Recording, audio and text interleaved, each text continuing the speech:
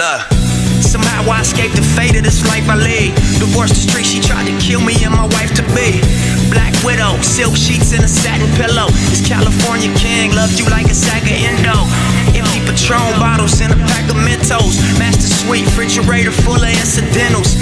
Every day we have a ball like a blonde bimbo. Talk to her like a shrink and fuck her like an info. And it can be as simple as it seems if you never doubt yourself.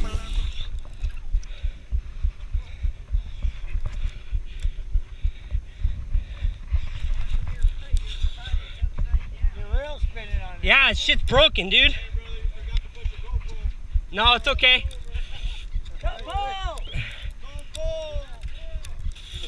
So don't waste it living someone else's life. Don't be trapped by dogma, which is living with the results of other people's thinking. Don't let the noise of others' opinions drown out your own inner voice.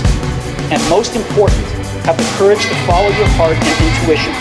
They somehow already know what you truly want to become. Everything else is secondary. Stay hungry, stay foolish. It was their farewell message as they signed off. And now, I wish that for you. Stay hungry, stay foolish. Thank you all very much.